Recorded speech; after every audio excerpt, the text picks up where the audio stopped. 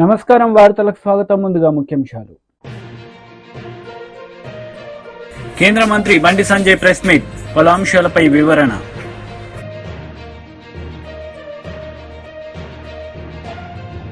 YCP leader మెరుగు Nagarjuna press meet, పలు అంశాలపై వివరణ. BJP leader Bandi Sanjay press meet నిర్వహించారు. ఈ సందర్భంగా పలు అంశాలపై ఆయన మాట్లాడారు.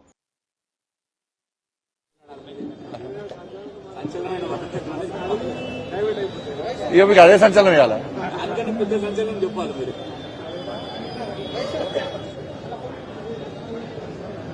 అందరికీ నమస్కారం అన్న. ఈరోజు భారతీయ జనతా పార్టీ దేశవ్యాప్తంగా మెంబర్షిప్ డ్రైవ్ చేస్తున్న సందర్భంలో ఈరోజు ఈ డివిజన్ రావడం జరిగింది. ఒక్కొక్క నాయకుడు పోలింగ్ బూత్ స్థాయి నుంచి జాతీయ స్థాయి వరకు ప్రతి కార్యకర్త, ప్రతి నాయకుడు కూడా ఈ మెంబర్షిప్ డ్రైవ్ లో చాలా యాక్టివ్ గా పాల్గొంటున్నారు. ముఖ్యంగా తెలంగాణ రాష్ట్రంలో కిషన్ రెడ్డి గారి నేతృత్వంలో సాగుతున్నటువంటి ఈ మెంబర్షిప్ డ్రైవ్ చాలా బ్రహ్మాండంగా సాగుతున్నది. ప్రజల నుంచి మంచి స్పందన వస్తున్నది. మీరే చూసిన ప్రజలే స్వచ్ఛందంగా మమ్మల్ని పిలిపించుకొని మెంబర్షిప్ చేసే పరిస్థితి తెలంగాణ రాష్ట్రంలో ఉంది. దానికి తగ్గట్టుగా భారతీయ జనతా పార్టీ కార్యకర్తలు కూడా చాలా యాక్టివ్ గా ఈ మెంబర్షిప్ డ్రైవ్ లో పాల్గొంటున్నారు. పెద్ద ఎత్తున మెంబర్షిప్ జరుగుతూ ఉన్నది. ఇలా ఇతర పార్టీలకు భారతీయ జనతా పార్టీ కూడా తేడాను గుర్తించి ఈ తెలంగాణ రాష్ట్రంలో రాబోయే రోజుల్లో ఏర్పడేది భారతీయ జనతా పార్టీ ప్రభుత్వమే అని చెప్పి ప్రజల విశ్వాసం, నమ్మకం ఏర్పడ్డది. కాబట్టి ఇలా వాళ్ళే స్వచ్ఛందంగా వచ్చి మెంబర్షిప్ చేసుకుంటున్న విషయాన్ని ఇలా మనం చూస్తాం. తెలంగాణ రాష్ట్ర వ్యాప్తంగా జరుగుతున్నది. అంటే మళ్లీ కార్యకర్తలకు అప్పీల్ చేస్తా ఉన్నా, తెలంగాణ రాష్ట్రంలో ఒక సంచలనం సృష్టించే విధంగా ఇలా 77 లక్షల ఓట్లు మాకు వచ్చినాయి పార్లమెంట్ ఎన్నికల్లో. దాన్ని దృష్టిలో పెట్టుకుని ప్రతి ఒక్కరిని మెంబర్షిప్ చేయాలని చెప్పి ఒక టార్గెట్ చేసుకుని మేము ఇవాళ మెంబర్షిప్ చేస్తున్నాం. కార్యకర్తలందరూ కూడా, నాయకులందరూ కూడా పూర్తి సమయాన్ని కేటాయించి ఈ మెంబర్షిప్ డ్రైవ్ ను విజయవంతం చేయాల్సిందిగా అందరికీ అప్పీల్ చేసి, సేమ్ కేసీఆర్ఏ బీఆర్ఎస్ పాలన ఎట్లుందో కాంగ్రెస్ పాలన ఎట్లున్నది. కాంగ్రెస్ పార్టీ అధికారం రాకముందు విమోచన దినోత్సవం అన్నారు. అప్పుడు కేసీఆర్ కూడా విమోచన దినోత్సవం అన్నాడు. కేసీఆర్ వచ్చినాక ఏం చేసిండు? విమోచన దినోత్సవం అన్ని పోయినాయి. ఇప్పుడు కాంగ్రెస్ పార్టీ అధికారంలోకి వచ్చింది. కాంగ్రెస్ పార్టీ అధికారంలోకి వచ్చాక మళ్ళీ ఏమంటున్నారు? ప్రజాపాలన దినోత్సవం అట. అంటే ఇన్ని రోజులు ప్రజాపాలన కాకుండా ఏం పాలన చేసింది? మరి ఇన్ని రోజులు మీరు చేసిన పాలన ఏంది? ప్రజాపాలన దినోత్సవం పెట్టడానికి కారణం ఏంటి? ఇన్ని రోజులు మీరు పాలించేది ప్రజాపాలన కాదా? ప్రజాపాలన కాదనే ప్రజలు ఆలోచిస్తున్నారు. అందుకే ప్రజల ఆలోచన దృష్టిలో ఉంచుకునే ప్రజలు కాంగ్రెస్ పార్టీకి వ్యతిరేకంగా ఉన్న విషయాన్ని గుర్తించే ఇప్పటి నుంచి ప్రజాపాలన దినోత్సవంగా మీరు ప్రకటించుకున్నారు. వాస్తవం. ఇవాళ రైతులకు రుణమాఫీ చేస్తా అని చెప్పి, రైతు భరోసా ఇస్తా అని చెప్పి, బోనస్ ఇస్తా అని చెప్పి ఇవ్వకుండా, రుణమాఫీ సరిగా వేయకుండా రైతులను నడ్డి విరిచే విధంగా, రైతులు నట్టెట్లా ముంచే విధంగా చేయడమే ప్రజాపాలన. ఉద్యోగాలు నోటిఫికేషన్ ఇచ్చి నిరుద్యోగులకు ఉద్యోగ ఉపాధి అవకాశం కల్పిస్తా అని చెప్పి మోసం చేయడమే ప్రజాపాలన. ఉద్యోగులకు 5 డిఎల్ ఇస్తాన్నారు, పీఆర్సీ ప్రకటిస్తామన్నారు, ప్రమోషన్లు ఇస్తామన్నారు. అది ఇయ్యలే. ఇట్లా మోసం చేయడమేమి ప్రజాపాలన. ఇవాళ 6 గ్యారంటీలు ఇస్తా అని చెప్పి మోసం చేసి పట్టించుకోకుండా ప్రజల దృష్టి మళ్లించడానికి మీ నక్కచిత్తుల వేషాలు వేయడమే ప్రజాపాలన. అంతెందుకనగా కుక్కలు కరుస్తున్నాయి రోడ్డు మీద, కుక్కలు పసిపిల్లలను చంపుతున్నాయి, పెద్దోళ్ళని కరుస్తున్నాయి. ఇంకా కుక్కలు కూడా కంట్రోల్ చేయలేని పాలన మీ ప్రజాపాలన. చెప్పండి, ఏంది ప్రజాపాలన అంటే? ప్రజల దృష్టి మళ్లించడమే, 6 గ్యారంటీల విషయంలో ప్రజల దృష్టి మళ్లించడమే మీ ప్రజాపాలన. దాంతో హైడ్రా పేరుతో హైడ్రామా. సాక్షాత్తు రాష్ట్ర ముఖ్యమంత్రి గారే అంటున్నారు, మీరు కూర్చుకుంటారా మనం కూల్చేయమంటారా? ముఖ్యమంత్రి స్థాయిలో మాట్లాడాల్సిన మాటలు కావు ఇవి. ఎందుకు కూల్చుతారు, ఎందుకు కూల్చుకోవాలి? మేము హైడ్రాకు వ్యతిరేకం కాదు. ప్రభుత్వ భూములను కబ్జా చేయడము, చెరువులను కబ్జా చేయడమే వ్యతిరేకం. దాన్ని కానీ పర్మిషన్ ఇచ్చిన వాళ్ళ మీద ఒకటే అన్న, ఇల్లు కట్టుకునే ముందు, జాగా కొనుక్కునే ముందు డాక్యుమెంట్ చూస్తాం, ఉన్నాయి. లింక్ డాక్యుమెంట్ చూస్తాం, ఉన్నాయి. గ్రామ పంచాయతీ, కార్పొరేషన్, మున్సిపల్ పర్మిషన్ ఇచ్చారు, తీసుకున్నారు. వైసీపీ లీడర్ మెరుగు నాగార్జున మీడియా సమావేశం నిర్వహించారు. ఈ సందర్భంగా పలు అంశాలపై ఆయన వివరణ ఇచ్చారు. ఆంధ్రప్రదేశ్లో ఒక దళిత పార్లమెంట్ సభ్యుడు జైల్లోకి వెళ్తే ఆయనను పరామర్శిస్తే తప్ప, అంటే మేము జైల్లో ఉంటే మీకు ఆనందం, మమ్మల్ని పరామర్శిస్తే మీకు తేలిక భావన. ఇంతకుముందు ఎన్నడూ ఎవరు వెళ్ళలేదా? చంద్రబాబు నాయుడు గారు మీరు వెళ్ళలేదా? అంటే పేదవాడిని పలకరించడానికి, మనోధైర్యం కల్పిస్తానికి జగన్మోహన్ రెడ్డి గారు వెళ్తే మీరు ఇష్టం వచ్చినట్టు మాట్లాడటం మీకు తగునా అని అడుగుతా ఉన్నా. ఇది ఎక్కడైనా ఉందా ఈ సాంప్రదాయం? మీరు ఏనాడు వెళ్ళరు, మీరు పలకరించరు. దళితులంటే తేలిక స్వభావం. జగన్మోహన్ రెడ్డి గారు బాధ్యతాయుతంగా వెళ్ళారు. చంద్రబాబు నాయుడు గారు అయితే వెళ్తాడు. వాళ్ళకు సంబంధించిన వాళ్ళు ఎంతమంది జైల్లోకి వెళ్తే వెళ్ళారో తెలియదా? అంటే మీరు ఇంకా ఇప్పటికి కూడా అస్పృశ్యత, అంటరానితనాన్ని వేలెత్తి చూపిస్తా ఉన్నారని చెప్పడానికి ఇంతకన్నా ఉదాహరణ ఏముందని అడుగుతా ఉన్నా. మీరేమో పట్టించుకోరు, మీరేమో దాడులు చేయిస్తారు, మీరేమో అఘాయిత్యాలు చేయిస్తారు, మీరేమో అమానుషాలు చేయిస్తారు, చివరికి మా చట్టాలను చుట్టాలు గారు వాడుకుంటారు. కానీ మా నాయకుడిని పలకరిస్తాకెళ్తే ఇంత గావుకేకలు పెట్టడం, ఇది చరిత్ర క్షమించదని మీకు తెలియపరుస్తా ఉన్నా. అణగారిన కులాలలో పైకొచ్చి, రాజకీయాల్లో పైకొచ్చి, ఒక పార్లమెంట్ సభ్యుడిగా పనిచేసిన వ్యక్తి కోసం మీరు ఇంత రాద్ధాంతం చేస్తూ ఉన్నారంటే నీతి ఎక్కడుందని అడుగుతా ఉన్నా. ఇకపోతే వరదలు వచ్చినాయి. వరదలు వస్తేనో అదే తంతు. బోట్లు కొట్టుకొచ్చినాయి అంట. బోట్లో వైఎస్ఆర్ కాంగ్రెస్ పార్టీ వాళ్ళు చేయించారని ఒక కథలు లేరే. నేను అడుగుతా ఉన్నా, ఎన్ని బోట్లు కొట్టుకొచ్చినాయి? 3 బోట్లే లెక్క చెబుతా ఉన్నారు, మిగిలిన 2 బోట్లు ఏమైనాయి? ఈ బోట్ల యజమాని శేషాద్రి అని ఆయన ఏ పార్టీ అని లోకేష్ బాబుని పాదయాత్రలో కలిచాడు. దాన్ని స్వయాననే మీ ఇరిగేషన్ మంత్రే చెప్తా ఉన్నాడు. అట్లాగే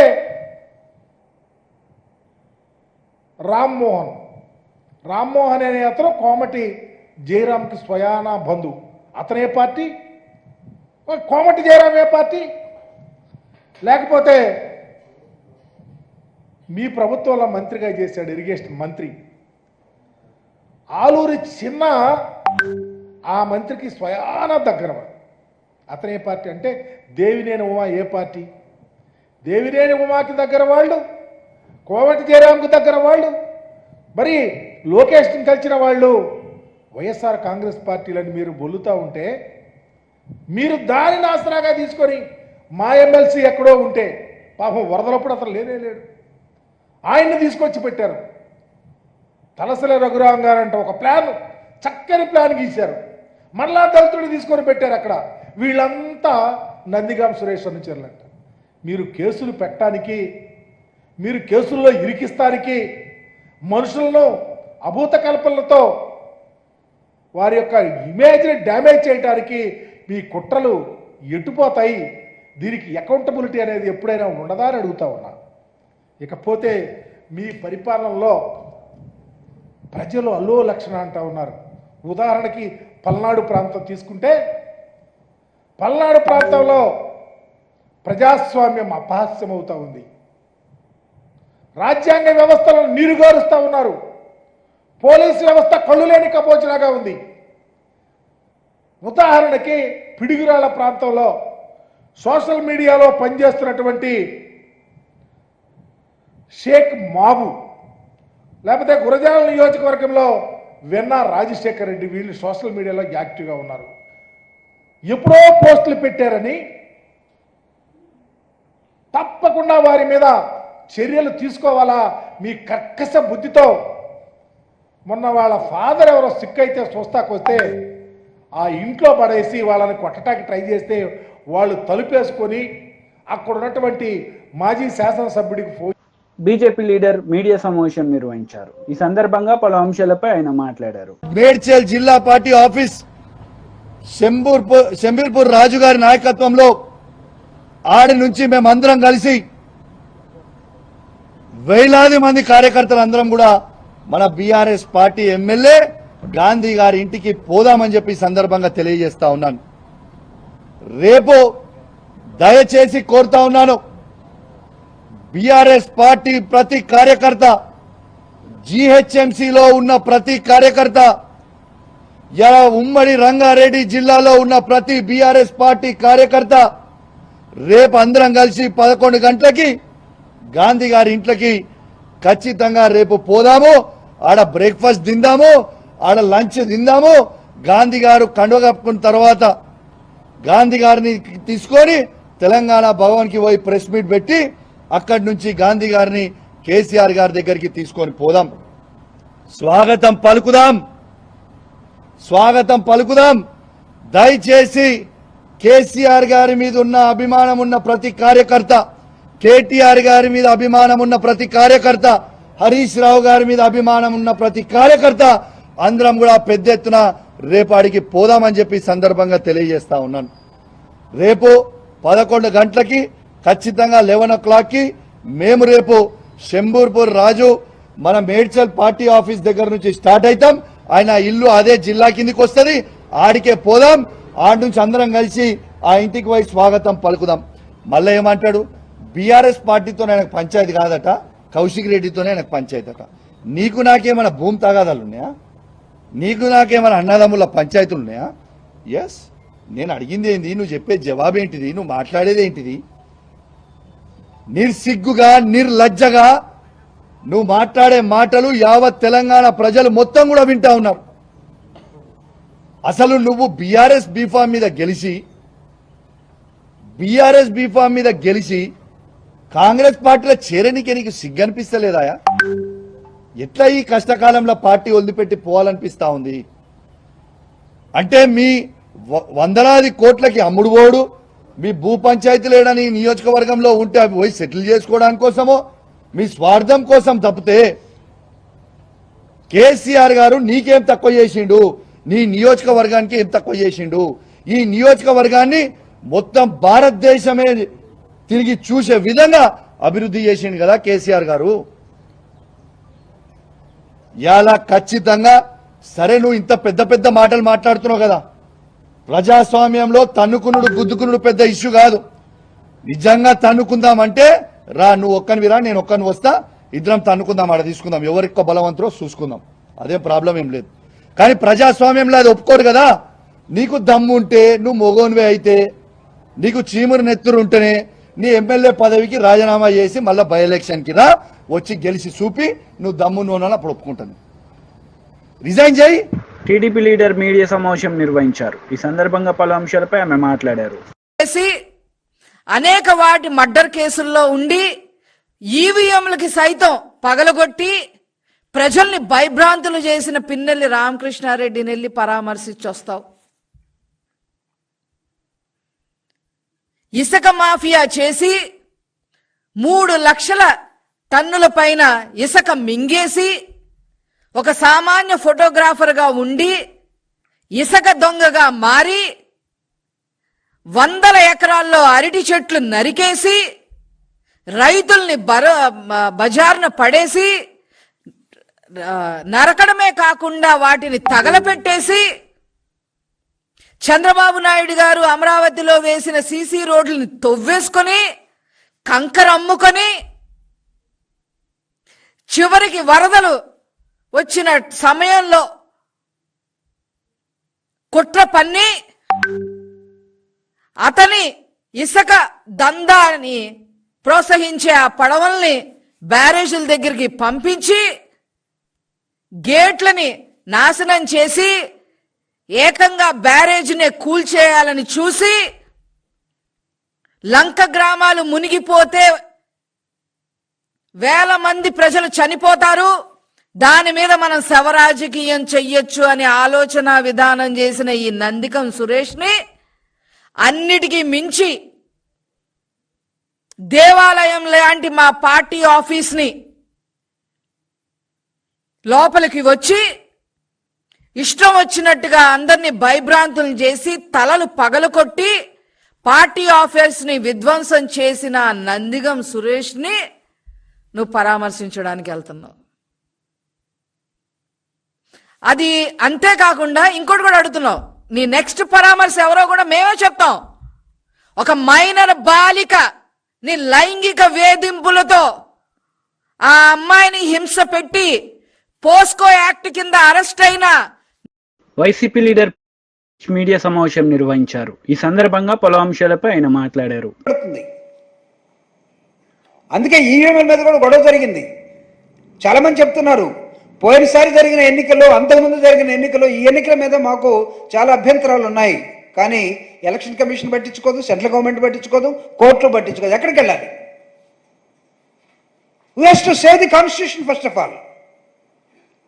అరే భారత రాజ్యాంగాన్ని రక్షించుకోవడం కోసం, హక్కుల కోసం పోరాడే అన్నల దగ్గర నుంచి ప్రజాస్వామ్య వ్యవస్థ మీద నమ్మకం ఉన్న ప్రతి ఆలోచన పరుడు గారిని, అందరూ మాట్లాడుతున్న రాజ్యాంగాన్ని, హక్కుల్ని తీసేసే హక్కు మీకు ఎవడిచ్చాడు? చంద్రబాబు నాయుడికి జగన్మోహన్ రెడ్డి గారు 17 మెడికల్ కాలేజీలు తీసుకొచ్చి ఈ రాష్ట్రంలో దాదాపు 5,000 మంది డాక్టర్లు తయారయ్యే ఒక విధానాన్ని చేస్తే వీళ్ళందరినీ కూడా ప్రైవేటైజ్ చేస్తారట. అంటే తర్వాత వీళ్ళు ఎక్కడ ఉంటారు? యశోదాలోనో లేకపోతే ఇంకొక దానిలోనో ఎక్కడికో వెళ్ళిపోతారు, లేకపోతే ఓన్గా పెట్టుకుంటారు. పేదవాడు ఆరోగ్యాన్ని ఎవడు చూడాలి? Is it not the responsibility of the government?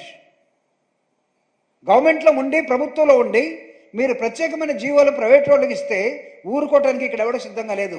అవసరమైతే వైఎస్ఆర్ కాంగ్రెస్ పార్టీ ఒక విద్యార్థి ఉద్యమాన్ని ప్రజల్ని ఎడ్యుకేట్ చేసే విధానంలో నడపబోతుందని చెప్పడానికి నేను చెప్తున్నాను. రెండో అంశం, ఇందాక ఆయన ఇంట్లో ఉండటానికి పాపం ఆ ఇల్లు ఉండటం లేదో ఆయనకి ఇష్టం లేదో నాకు తెలియదు, కానీ మొన్న 10 రోజులు బయట బురదలో నుంచి బయటకు వచ్చానని చెప్తున్నాడు. ఈరోజు మళ్ళీ కాకినాడలో తేలాడు. తేలేంటంటే మళ్ళీ కాలంలో కొట్టుకోడు అనుకోవద్దు మీరు. ఆయన దేనిలోనూ పోయి ఉంటాడు, హెలికాప్టర్లోనూ దేనిలోనూ. అక్కడి నుంచి ఏం మాట్లాడుతున్నాడంటే, జగన్మోహన్ రెడ్డి గారు నిన్న గుంటూరు వెళ్తే నందిగం సురేష్ అనే ఒక మాజీ ఎంపీని జైల్లో ఉంటే చూడటానికి వెళ్తే రిమాండ్లో తండోపుతలాలుగా జనాలు వస్తే ఆ జనాలను చూసి తట్టుకోలేక, ఒరి నేను బురదలో ఉంటే నా దగ్గరికి ఒక్కడు రాలేదు, నేను బురదలో కష్టపడి పనిచేస్తుంటే ఇంకా జనాలే నన్ను తిడుతూ ఉన్నారు, జగన్ పోయినప్పుడేమో అయ్యా నువ్వు లేవు కాబట్టి అయిపోయిందయ్యా అని జగన్ మెచ్చుకుంటా ఉన్నారు, ఈ జనం ఏంటి? అతను మళ్ళా నిన్న గుంటూరు వెళ్తే దాదాపు 1,00,000 మంది జనం వచ్చారు. ఈ జనానికి బుద్ధి లేదా? జనానికి బుద్ధి లేదని రాజకీయ నాయకుడు ఎక్కడైనా ఉంటాడు అసలు? అంటే మీరు అసలు ఎవరిని గౌరవిస్తారు? అంటే మీ కుటుంబాన్ని మీరు మొత్తం ఏలాలని అనుకున్న విధానం ఏదైతే తప్పుడు విధానం అని చెప్తున్నాను. ఆయన నిన్న మాట్లాడుతున్నాడు, నేరస్తుడితో రాజకీయం చేయాలంటే సిగ్గేస్తుంది. దయచేసి ఓసర వెళ్ళి ఫోటో ఎవరి దగ్గర ఉంటే మీరు ఆ టీవీల్లోనో వాట్సాప్లోనో లేకపోతే ఇంకోలో పెట్టుకోండి. చంద్రబాబు నాయుడు నేరస్తులతో రాజకీయం చేయాలంటే సిగ్గేస్తుందట. ఫస్ట్ నేరస్తుడు నువ్వే కదా. నీతోటి రాజకీయం చేయాలంటే సమాజం సిగ్గుపడింది. నీతో రాజకీయం కొంతకాలం నడిపిన తర్వాత మీ మామే అన్నాడు, ఇంత దుర్మార్గుడితోటి నేను రాజకీయం చేశానా, పిల్లనిచ్చానా అని. What nonsense you are talking? Jagan is a public man. అయితే ఎన్నికల్లో ఓడిపోతే ఓడిపోయి ఉండొచ్చు సీట్ల పరంగా, but he he's got wonderful charisma in the people, among the people, among the society. ఆ చరిస్మా నాయకుడికి లేకపోతే తండోపుతండాలుగా ఎంట పడరు. గెలుపు ఓటములు అనేవి ప్రజాస్వామ్య వ్యవస్థలో సర్వసాధారణం. మేమే ఇది లేనంత మాత్రాన మేము ముసుగేసుకొని లేకపోతే ఇళ్లలో దుప్పుడు కప్పుకొని పడుకోట్లా. జగన్ ఎక్కడికి వెళ్ళాలో అక్కడికి వెళ్తున్నాడు, టైం టేబుల్ ప్రకారం ప్రచారంలో ఉంటున్నాడు, పేద ప్రజల కోసం పోరాటంలో ఉన్నాడు. It's one of the important element in the democracy. మీరు ఓడిపోతే ఎటు పోతారు, కనపడరు. ఈ మధ్య ఒక రెడ్ బుక్ అనేది ఒకటి తీసుకొచ్చారు.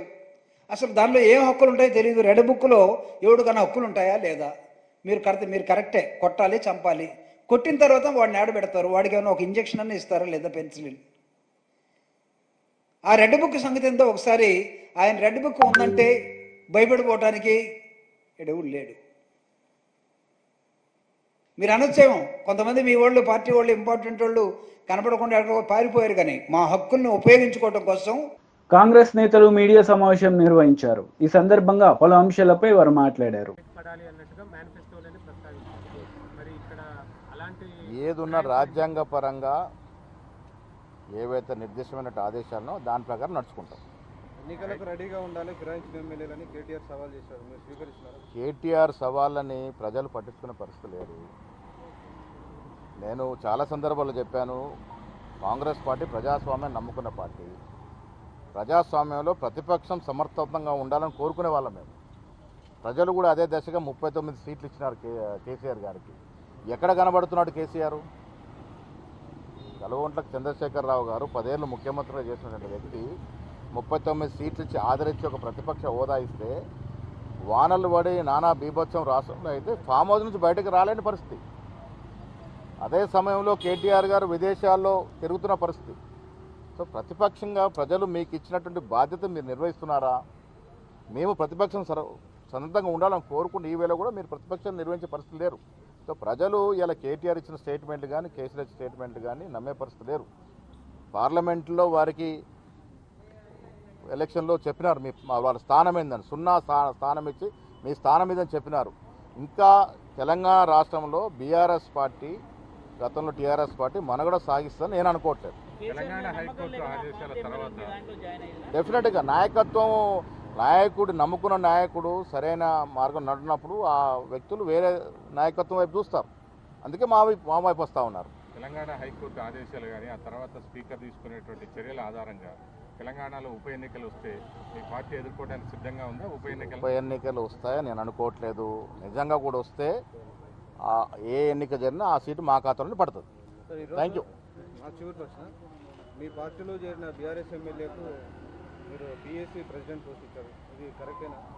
టెక్నికల్గా వారు ఉన్న పార్టీ ఏది? బీఆర్ఎస్ పార్టీలో ఉన్నాడు. బీఆర్ఎస్ పార్టీకి చెందినటువంటి వ్యక్తికే పిఎస్సి ఇచ్చినారు, ప్రతిపక్షానికి ఇవ్వాలి కాబట్టి.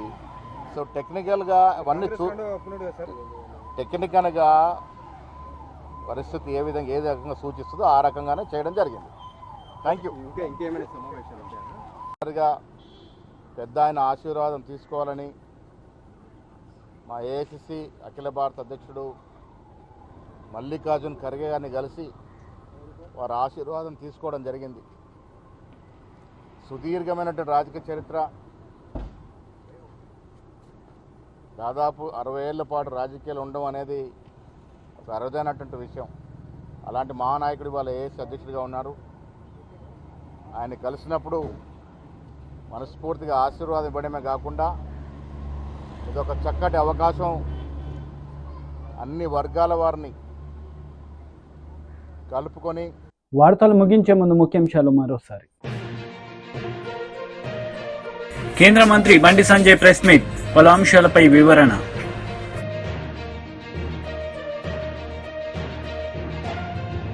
వైసీపీ లీడర్ మెరుగు నాగార్జున ప్రెస్ మీట్, పలు అంశాలపై వివరణ. ఈ వార్తలు ఇంతటితో సమాప్తం. తిరిగి ప్రసారమయ్యే వార్తలు మళ్ళీ కలుద్దాం. అంతవరకు సెలవు. నమస్తే.